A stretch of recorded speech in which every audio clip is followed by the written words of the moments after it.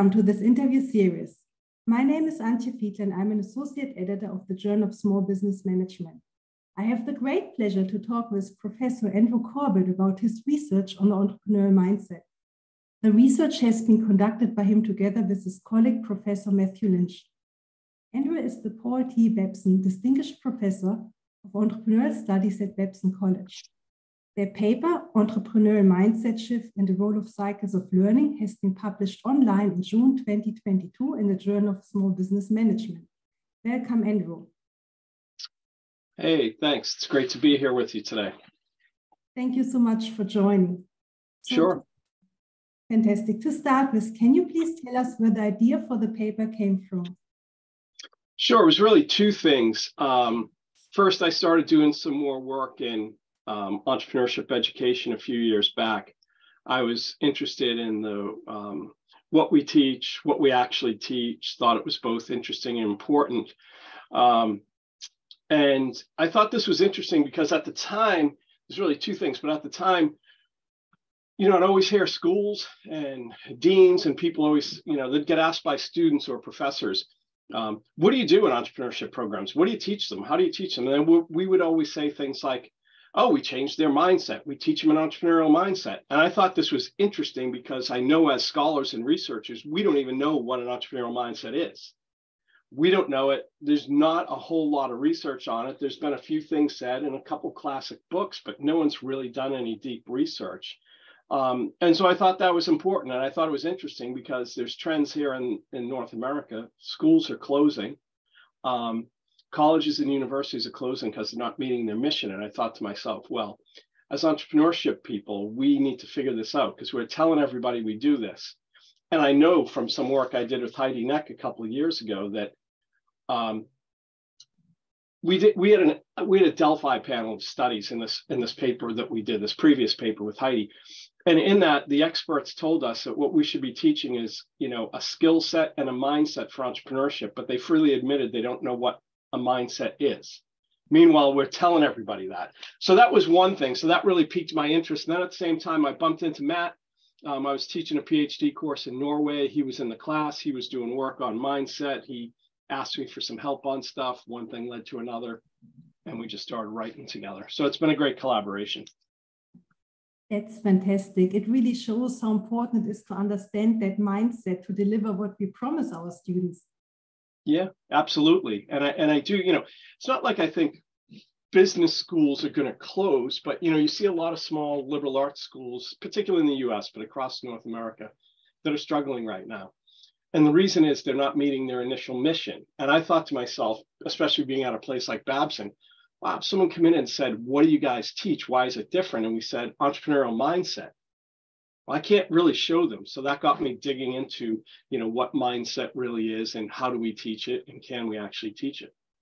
It has great impact for the schools. But what about theoretical contributions? Could you share the key takeaways for the academic community? Yeah, sure. There's a couple of things.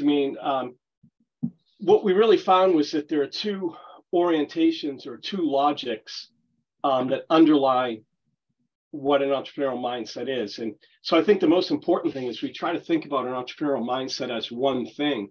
But what we showed in here is it's really got two component logics underneath it, an elaboration and an implementation mindset. And most importantly, like my early work all comes from learning and sort of learning theory. And so we showed that there's the cycle of learning that goes on as people shift from an elaboration to implementation and back again. So you think about it theoretically, what we're showing, we show a model in here that, as one elaborates an idea and tries to implement it and say that's like opportunity A, and then it becomes, as it elaborates and implements, you continue to elaborate on it, it becomes like kind of A squared. And, there's this continuing shifting and cycling between implementation and elaboration that allows you to shape the opportunity that you can then take advantage of. So that's really the big message in the work. It's a much more complex process. Sure. Yeah, fantastic. And as a final question, what are the insights for practitioners and policymakers? Yeah, I think for practitioners in this case, there's a figure and a typology that we constructed as we went through the review process later in the work that kind of does a 2x2 around implementation and elaboration again. And so we sort of made this consideration if you're sort of high on elaboration and implementation, or high-low across those 4 dimensions, as you can imagine. And you can see in there where maybe serial entrepreneurs tend to fall into one box, and people that are likely to take on a co-founder role fall in another space, and some of that, might do it on their own or be the primary lead entrepreneur.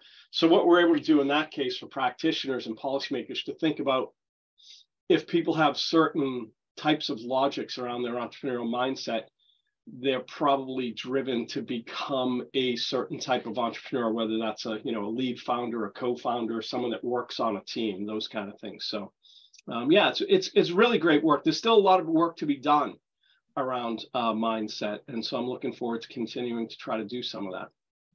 That sounds really interesting. Do you have any further thoughts or comments you would like to share? The only thing I would share with that I do with everyone who's looking at this and all the other entrepreneurship researchers I work at is that I think we need to continue to work on this. And I was working with some people most recently, and some folks that come from a strong psychology base, and trying to figure out how we can actually measure this construct. So I think that's the important thing, is trying to get a better measurement of what entrepreneurial mindset is, and find a way that maybe it's more nuanced than we used to think about it. And so I still think that there are a lot of important questions that need to be answered with respect to mindset. And so I'd encourage everybody I know out there that's working on it to continue to do that. Fantastic. Thank you very, very much, Andrew, for taking the time to share these really interesting insights today. The full version of the paper is available at the Taylor and Francis website of the Journal of Small Business Management. I'm sure that the viewers will want to learn more about this important area, and to me it's very evident that there are plenty of avenues for future research to examine factors that impact the entrepreneurial mindset. So I look forward to read more about this topic that has such an implication also for us business schools to keep relevance.